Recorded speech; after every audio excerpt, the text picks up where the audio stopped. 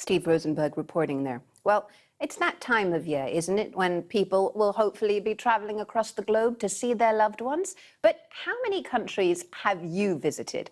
Well, for one couple, a love of travel and a craving for new experiences has led them to visit every single country. Yes, all 195 of them. Here's a taster of their trip. This is our journey. We started with a bang in North Korea and indulged in way too many sweets in Iraq, and even visited Afghanistan before the Taliban takeover. We saw the famous Tannery in Morocco, admired the beautiful doors of Tunisia, and explored the colourful Burkina Faso in Africa. We watched the sunset among the baobab trees in Madagascar and learned more about Thailand and its culture. And Libya and its ancient sites blew us away.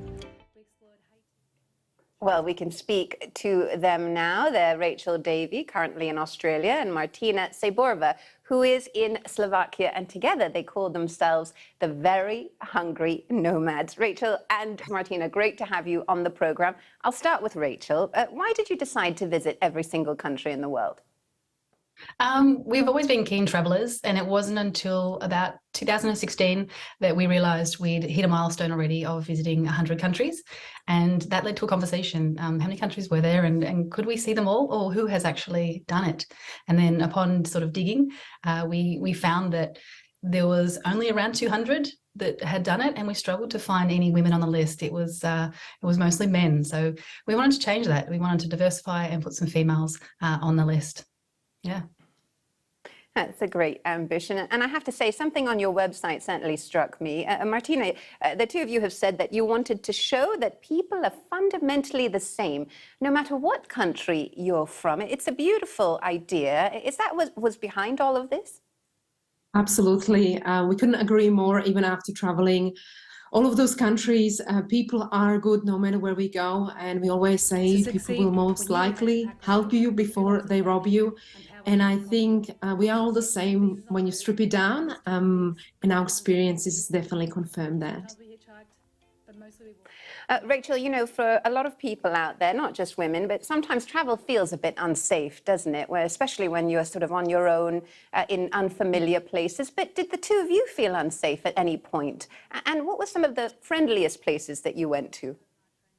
You know, we had a really positive experience, I think, in the majority of the world, and that may have been down to researching heavily before we went in to some of the, you know, the riskier countries. We made sure that our safety was taken care of, and I think some of the friendliest countries are probably the ones that, you know, your mum or your family would be like, oh no, they're going there. You know, countries such as Sudan, Iraq, Iran. Yeah, a lot of countries in the Middle East were some of the most welcoming and best experiences we've had. That's so encouraging to hear. Martina, I want to ask you about your name, Very Hungry Nomads. I suppose the clue is right there, isn't it? Some of your favorite food experiences, your top 2 or 3 from your travels. Ooh, there were definitely plenty of those, but when it comes to countries, we often say that some of the best food we had would be in Italy and Mexico, and of course Thailand. But some of those key food experiences would be when we were invited with locals to share a meal, and it was on a fields in Tajikistan, or just, you know, small little courtyard somewhere in Ethiopia, and those are the ones that we really cherish. Well, it's breakfast time out here in Singapore. You've certainly made all of us very hungry, Martina. Rachel, the best country you went to, I know it's hard to choose, but in terms of the best experience the two of you had?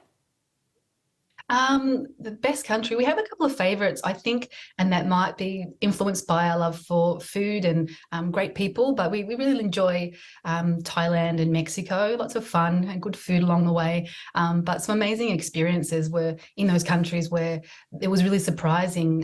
In Palau, we had an amazing experience swimming with, you know, thousands of stingless jellyfish. It was quite incredible, you know, and some wildlife experiences. The white giraffes in Niger, or the gorillas in Uganda, so many of them.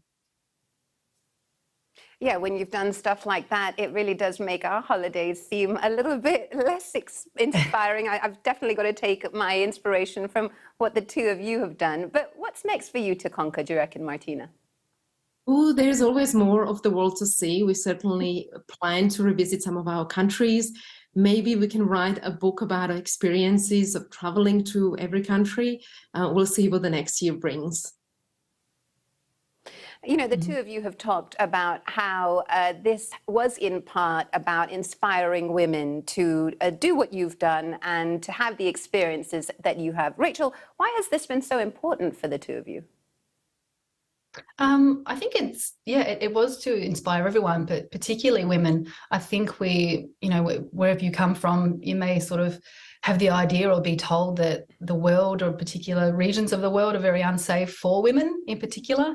And that was a driving force of why we wanted to get out there and have this experience together. I mean, and as a team, we travel really well together, with our combined sort of skills of navigating and people skills and just enjoying the countries for what they were. So it was such a good experience. I think you do learn about yourself. And we always say that travel is the best education, and we firmly believe it. Yeah, me too. I have to say, Rachel Davey and Martina Sebova, what a pleasure it's been to have you on the program. I wish you the very best of luck and lots more travel in 2023. Thank you for joining us. Thank you so much. Thank you, Krishna.